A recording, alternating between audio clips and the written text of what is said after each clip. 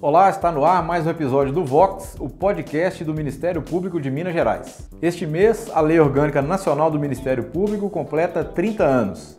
A Lei número 8.625 foi sancionada pelo então presidente da República, Itamar Franco, no dia 12 de fevereiro de 1993, em Belo Horizonte. Essa lei definiu com maior clareza a atuação interna do promotor de justiça e assegurou ao Ministério Público brasileiro os instrumentos necessários à sua atuação em defesa dos direitos do cidadão.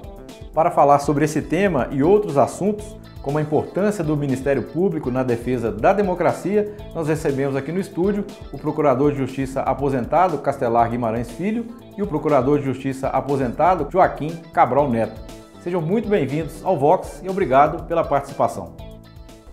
É com muito prazer que eu aceitei o convite, ainda mais estando ao lado do Castelar, com quem eu trabalhei muitos anos, e tenho dele a maior e melhor impressão como diretor, como orientador e como administrador do Ministério Público. Para mim é muita honra estar exatamente ao lado dele aqui, tantos anos depois, neste momento. Doutor Castelar, muito obrigado. Pois não, Alex. Essa alegria e essa manifestação do ilustre procurador de Justiça, colega de Ministério Público de muitos anos, faz coro ao meu pensamento e ao meu coração.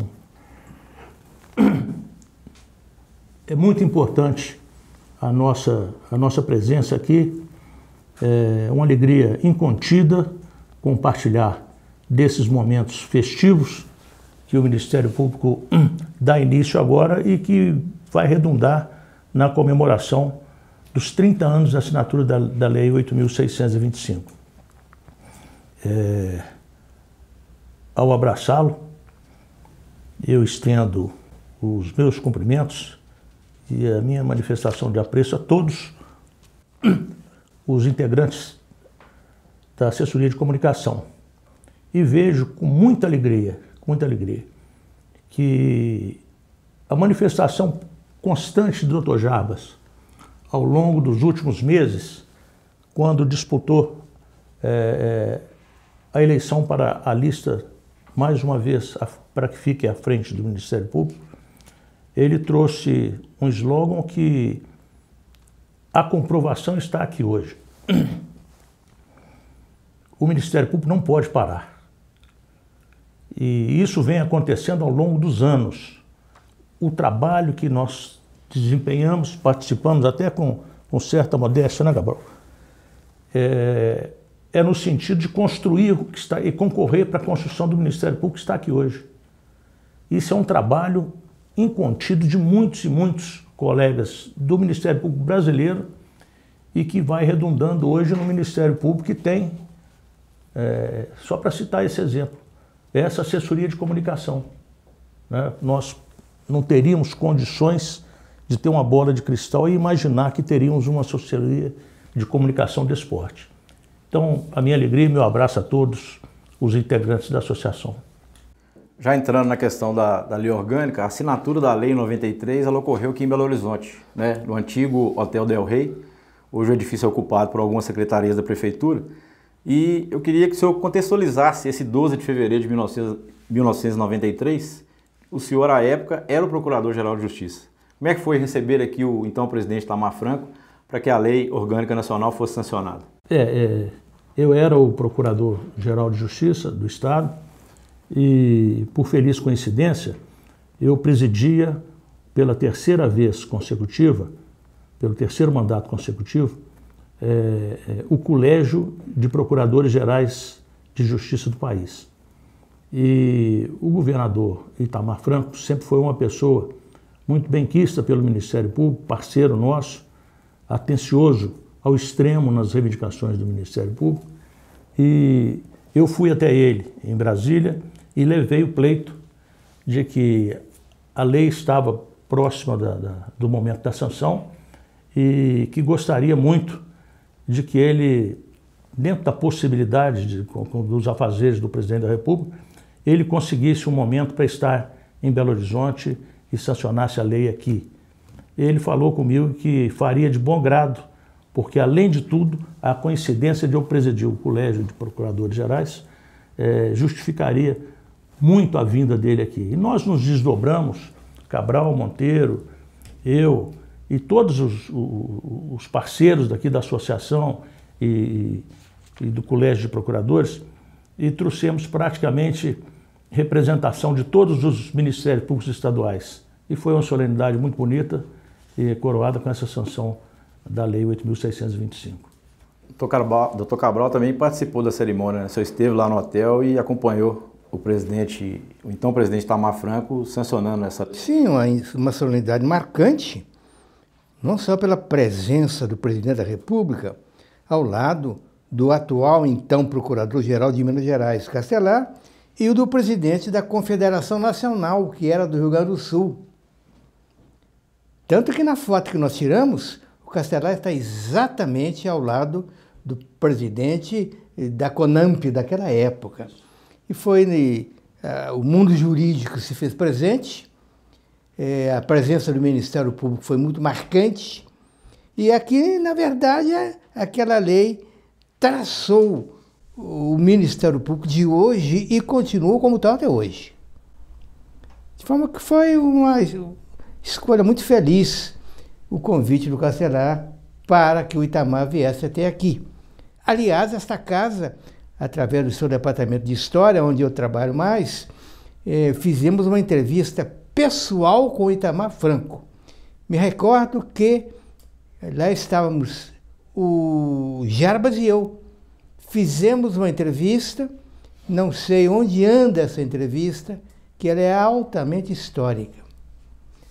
O Itamar nunca fez uma entrevista assim direta ao Ministério Público, como fez o de Minas Gerais. Bom, foi um dia que se repete ainda hoje nas nossas lembranças e nos nossos sentimentos, não há dúvida. E como é que era o Ministério Público antes da assinatura da lei, começando com o Dr. Castelar? O Ministério Público vivia, como sempre, tinha a companheira que era do otimismo, da boa vontade, da disposição para o trabalho. Tudo da história, e o Cabral hoje é um testemunho vivo disso.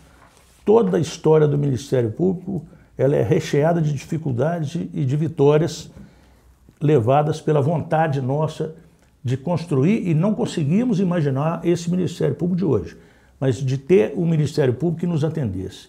Então, antes da 8.625, havia um trabalho de fôlego nosso, dos estados e das associações de classe, buscando alcançar alguns objetivos na Constituinte de 88.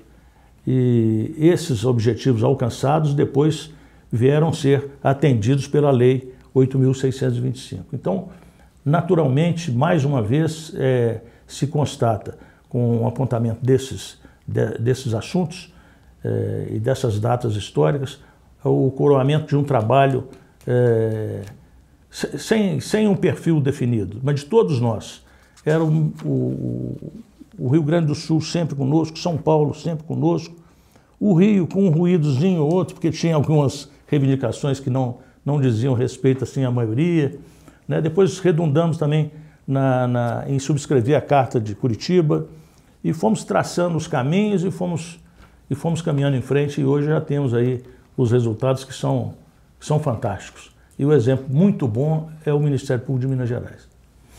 Dr. Cabral, antes da Lei 8.625 ser sancionada, teve a Lei Complementar número 40 de 1981. Ela foi importante para que a lei orgânica anos depois fosse sancionada? Eu me recordo dela muito bem, porque eu era o presidente da CONAMP na época da Lei Complementar.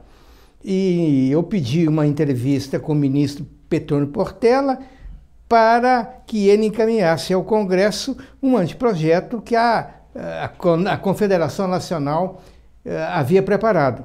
Ele nos recebeu de pé nos atendeu, de pé nos mandou embora, com uma recomendação: não contem isso para ninguém. Aí dentro dentro da lei, deve ter alguma coisa muito boa. E se o pessoal souber, não vai dar para ninguém. Eu saí desencantado. Mas estava em São Paulo, 2 meses depois, com a minha família, quando vou ouvir o Jornal Nacional, o Heron Domingues, com aquela voz que Deus lhe deu, disse no Jornal Nacional: morreu o ministro Potano Portela. Eu levei um susto. Mas o susto maior veio em seguida. O presidente já nomeou um novo ministro.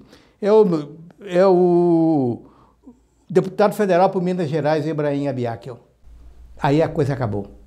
Eu imediatamente tomei o telefone, entrei em contato com a família dele aqui e dali já liguei direto para Brasília e cumprimentei-o. Nós somos da mesma cidade. Nossos pais eram amicíssimos. E eu pedi que ele fizesse uma audiência para a Confederação Nacional. Isso aconteceu. Deu nos 14 ou 15 minutos e atendeu-nos depois. Despediu-se do grupo 2 horas depois. O procurador-geral era o doutor Valdir Vieira. E aí surgiu. Ele disse apenas uma coisa: o que eu posso garantir aos senhores é que ainda no curso do meu mandato, esta lei será encaminhada ao Congresso Nacional. Esse anteprojeto será encaminhado. E esse anteprojeto foi aprovado com o nome de Lei Complementar número 40, de 81, e que foi considerado, e ainda é até hoje, a lei que tirou o Ministério Público de uma escravidão junto à magistratura e veio como uma lei de alforria. E daí em diante é que entram os trabalhos para a atual lei que nós vamos comemorar agora, na próxima semana. Você está acompanhando o Vox, o podcast do Ministério Público de Minas Gerais. Vamos fazer um pequeno intervalo e voltamos daqui a pouco. A ouvidoria do Ministério Público de Minas Gerais é um canal permanente de comunicação com o cidadão, as entidades representativas da sociedade civil e órgãos públicos. Pela ouvidoria, você pode fazer críticas, denúncias, elogios, reclamações e sugestões. Caso queira denunciar, é possível solicitar que as informações pessoais sejam mantidas em sigilo.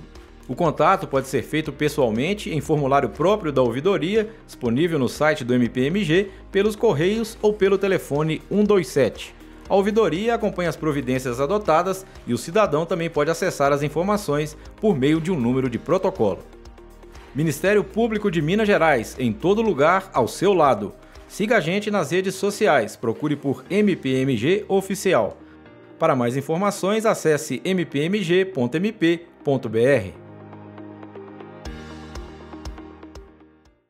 Você está ouvindo o Vox, o podcast do Ministério Público do Estado de Minas Gerais. Doutor Cabral, desde que a lei foi sancionada, lá em 93, o senhor entende que o MP vem passando por um processo evolutivo desde então? Claro, não há dúvida alguma. O Ministério Público era desconhecido. Veja só, o Procurador-Geral de um estado como Minas Gerais não tinha o telefone do Procurador-Geral do Pará. O do Pará não tinha o telefone de Santa Catarina. E Santa Catarina não tinha o telefone da Bahia. Eram desconexos os ministérios públicos. Foi exatamente a Lei Complementar 40 que fez o toque inicial. Hoje, nós temos o prazer de ter no comando classista membros do Ministério Público que chefiaram a CONAMP, e não só, homens como Castelar Guimarães, que chefiaram 3 anos ou 4, se não me engano, a cúpula que reúne todos os procuradores do Brasil.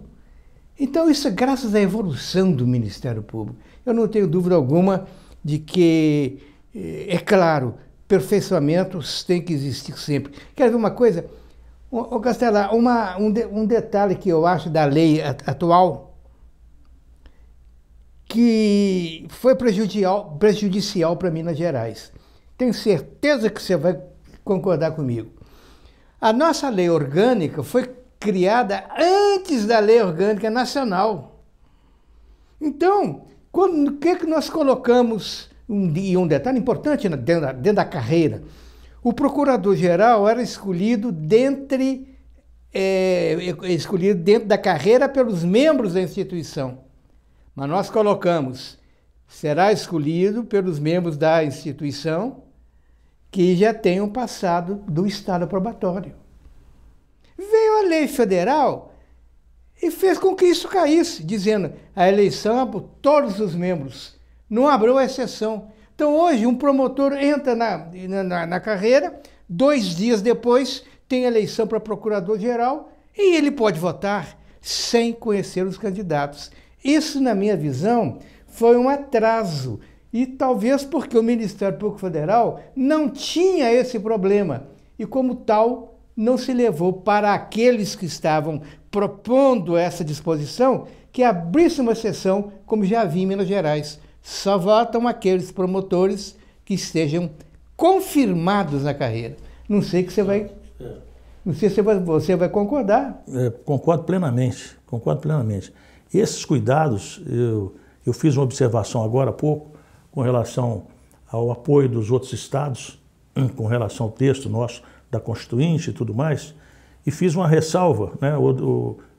Insinuei uma ressalva com relação a algumas ponderações que eram feitas pelos colegas do Ministério Público do Rio de Janeiro, porque ao mesmo tempo que a grande maioria estava lutando para que o Ministério Público tivesse a sua carreira definida e o seu trabalho bem alicerçado, bem estruturado e tudo mais, alguns colegas do Rio de Janeiro tinham a vontade de defender o entendimento de que permitia àqueles que naquela época já estavam inscritos na OAB como advogados, poderiam continuar exercendo a advocacia e também a função de promotor de justiça. Esse assunto foi discutido em Curitiba, na carta que foi lavrada, a Carta de Curitiba, e depois tivemos uma dificuldadezinha, mas logo depois eles perceberam que era ficar impossível defender. Em outras palavras, o promotor era promotor até o meio-dia, e do meio-dia às 6 da tarde virava advogado. Então isso aí criou uma situação difícil, mas a grande maioria, como o Castelar falou, a grande maioria pensava diferente. A dedicação exclusiva tem que ser uma das funções do membro do Ministério Público. Dando sequência aqui, doutor Castelar, quando se fala que o Ministério Público é a instituição permanente e essencial à função jurisdicional do Estado, na prática, o que isso significa para o cidadão? Quem está lá do outro lado e está ansioso aí pelo serviço do Ministério Público. Ele vai garantir, esse dispositivo garante essa dedicação e esse aprimoramento do Ministério Público no que diz respeito às estruturas que as promotorias de justiça têm hoje, né? O elevador parou aqui num dos andares antes de chegar aqui no 10º andar e eu estou vendo a defesa de animais específicos. Então, nós aprimoramos tanto que estamos avançando em todos esses setores, né? Então, as promotorias especializadas hoje têm um trabalho fantástico, que o resultado salta aos olhos. Nós temos o GAECO funcionando, a exemplo de São Paulo. O primeiro foi em São Paulo. O GAECO aqui hoje também está com estrutura fantástica, né? Os equipamentos de informática que estão atendendo a todos nós, né? da ativa, e os aposentados quando tem alguma pesquisa para fazer ou quando tem que ser comunicado de alguma coisa. Então, essa estrutura, ela vem ditada pela estrutura que foi dada com o trabalho que veio da Constituinte de 88 e a estruturação que está sendo dada para cada uma dessas promotorias especializadas, o que tranquiliza aquele cidadão do povo que pode bater a porta do Ministério Público e tem um atendimento imediato e específico com os promotores dedicados e que são especializados naquela matéria. Então isso é fundamental e possibilitou que a gente chegasse na posição que se encontra hoje o Ministério Público Brasileiro, no rol dos Ministérios Públicos do Estado. Dentro da sua pergunta para ambos sobre a evolução da instituição, se ela está evoluindo, veja só, quando passou a lei complementar 40, não é nem essa, a partir daquele momento, aqui em Minas Gerais existiu o chamado Departamento de Organização Judiciária. O Ministério Público pertencia a esse departamento. O Ministério Público não tinha condições de comprar papel para fazer os seus pareceres. Tinha que pedir autorização do departamento. O Ministério Público não tinha condições de ter um carro, porque tinha que pedir autorização daquele departamento. Então, veja, hoje nós temos plena liberdade. O Procurador-Geral, jamais se poderia pensar que o Procurador-Geral nomeasse alguém que passasse no concurso. Hoje isso nem se discute mais. Era um atraso muito grande, brutal, na verdade. E houve um secretário de Estado, um homem sério, honesto e honrado, que quando passou a Lei Complementar 40, o Procurador-Geral era o doutor Quintão, Aloysio Quintão. Ele foi despachar com o governador na Lei Complementar 40. E o secretário queria ir, falou, não, isso é função minha. Falou, não, senhor, agora quem vê é o Procurador-Geral. Claro que depois disso, que aconteceu em outros estados, veio a atual lei, que está com toda a clareza. O Procurador-Geral, ele mesmo assina nomeação, aposentadoria, evolução na carreira. E o que é mais grave, nós não sabíamos como é que estava a nossa folha de pagamento. Era a Secretaria da Fazenda que fazia a nossa folha quando tinham boa vontade. Hoje nós fazemos a nossa própria folha. Veja a evolução de uma instituição. Não é isso, Cacete? É isso, sem dúvida. De tudo isso, a gente percebe que a independência financeira e orçamentária do Ministério Público realmente é a grande responsável pela virada de página que nós demos na história do Ministério Público, né? E num passado que não está muito distante, em 1991, quando eu assumi pela primeira vez o cargo de Procurador-Geral de Justiça, o inventário que me foi passado era de uma Kombi em péssimo estado de conservação e 48 máquinas de escrever Hamilton. E não tinha mais nada. E isso aí nós fomos conseguindo, com trabalho, emplacar os carros. À medida que nós fomos comprando carro da frota do Ministério Público, emplacar o carro. Então, o do Procurador-Geral passou a ter, era o 029, que ficava com o Wilson, que era o meu motorista. Era um Opala preto. E conseguimos ganhar da Polícia Militar um Opala azul quase que da cor da sua capa do telefone. É do corregedor. Do corregedor, que ficou... E logo nos primeiros dias de utilização, ele sofreu uma batida e ficou um período que nós tínhamos que conseguir uma oficina para arrumar, né? E não tínhamos essa independência funcional, administrativa e financeira. E isso vale também para a primeira sede própria nossa, que é esse edifício da Álvares Cabral. Esse edifício foi fruto de uma desapropriação amigável do Dr. Hélio Garcia.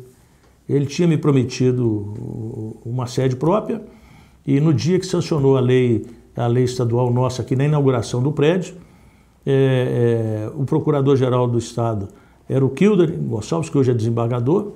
Ele foi sancionar a lei, ele chamou o Kilder, fala para o menino, ele tratava, qualquer um de nós, ele tratava de menino.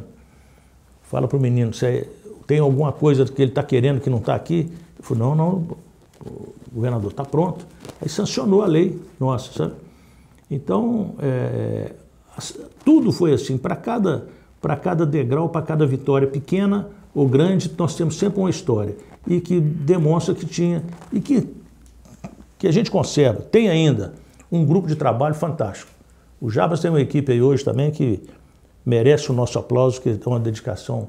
Esses órgãos auxiliares que foram criados aqui são fantásticos. Hoje, se eu e o Castelar voltássemos no tempo e fôssemos fazer o concurso para promotor, aprovados, nos davam parabéns e nos soltavam. Hoje não. Alguém passou no concurso, tem que fazer um curso aqui de 1 ou 2 meses, fazer um treinamento, mostrar o que é um promotor, para que serve e o que deve fazer um promotor. Então tudo é evolução de uma instituição. Então vocês falaram aí dessa evolução, né, das diversas atribuições do MP, seja patrimônio público, consumidor, meio ambiente, defesa dos animais, igual o Dr. Castelar mencionou, questão do avanço administrativo, da independência funcional, mas o MP tem um papel fundamental também, que é na defesa da democracia. Isso. Como é que você observa o momento pelo qual estamos passando aí, com diversos atos antidemocráticos? Como é que tem que ser a postura do Ministério Público diante de tudo que está acontecendo? O Ministério Público tem que estar vigilante e disposto, dentro do possível, de colaborar. É o que tem acontecido. Com a ressalva que faço, Lanza. O Procurador-Geral da República, o Dr. Augusto Aras, ele tem se desdobrado, ele participou, e até porque as questões de maior monta, de número de comportamentos desses todos, são de competência da Procuradoria da República. Os danos causados lá estão sendo apurados. O ministro-presidente do TSE tem lá uma equipe grande também que tem desenvolvido apurações dessa forma, e a Procuradoria da República tem tomado essas medidas de natureza criminal e alguns de natureza cíveis para buscar ressarcimento dos prejuízos que foram causados. Então, a competência no âmbito de maior número, de maior alcance, no âmbito da Procuradoria-Geral da República. Mas o Dr. Jarbas mesmo já tem feito manifestações nesse sentido, de que o Ministério Público daqui de Minas está inteiramente disposto e à disposição no sentido de demandar, naquilo que tiver no seu alcance, alguma investigação e alguma apuração. Doutor Cabral, como é que o senhor vê essa movimentação, né, principalmente o que ocorreu em Brasília no dia 8 de janeiro? O Ministério Público não é só uma atuação política, pelo contrário, nós não temos atuação política. Nosso objetivo é procurar a defesa da ordem, venha ela ou tente ela ser violada ou não. Vamos manter a ordem e os princípios democráticos. Essa é a nossa função. Se bem como falou o Castelar, essa atuação mais objetiva é feita no âmbito do Ministério Público Federal. Vai ver-se aqui que o nosso Procurador-Geral é um homem de uma visão muito grande e ele sempre que pode e se torna necessário, toma providências para restaurar o equilíbrio social. Não há dúvida. Se esse equilíbrio for tocado. Essa é a missão do Ministério Público, dirimir os conflitos dentro da lei. Essa é a nossa missão. Para fechar aqui nossa conversa, nós falamos de um Ministério Público de um passado recente e projetando o MP para o futuro. Quais os principais desafios que os senhores veem aí na questão, né, seja na defesa da democracia, seja no combate ao crime organizado, enfim, o que o senhor tem a dizer a respeito desse MP do futuro? Eu acho que ele já tem um início destacado, né? Eu citei aqui a questão do GAECO porque é uma unidade do Ministério Público junto com a Polícia Militar, junto com a Polícia Civil e em busca de combater o crime organizado. Isso já tem resultados aí de toda a monta aí na imprensa no dia a dia. Então eu acho que vamos aperfeiçoar ainda mais o GAECO, né? Em São Paulo hoje ele tem uma estrutura muito boa, o Jarbas tem, e nós temos colegas que têm ido lá e estão buscando essa experiência, porque o GAECO de São Paulo foi o primeiro na estrutura. Então, acho que na época do Burle. Era Burle. Era Burle, um procurador-geral de Justiça. Então, esses exemplos nós temos que ir confidenciando, trocando ideias, e o Jarbas participa do Conselho Nacional do Ministério Público, e a troca de experiência dos procuradores gerais é o que nós temos hoje com muita alegria. O Cabral comentou a dificuldade de um procurador conversar com outro de outro estado. Hoje a informática está aí, né? É o Zap, é o telefone, é uma loucura esses avanços. Então eu acho que a tendência é só aperfeiçoar para a alegria nossa. Eu não esperava conhecer o Ministério Público que estou conhecendo hoje, né? Porque foi muita coisa que foi feita. Muita coisa. O senhor também vê da mesma forma? Ah, sim, o Castelar colocou muito bem a questão. Nessa evolução toda, dentro dessa evolução, nós estamos vendo que estão surgindo outros campos.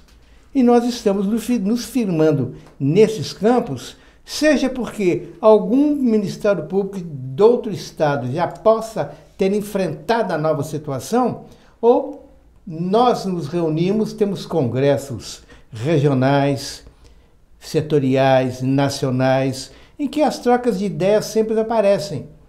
Claro, algumas ideias muitas vezes suscitam certas dúvidas, mas grande parte dessas ideias suscitam necessidades de estudos para melhor aperfeiçoamento do Ministério Público.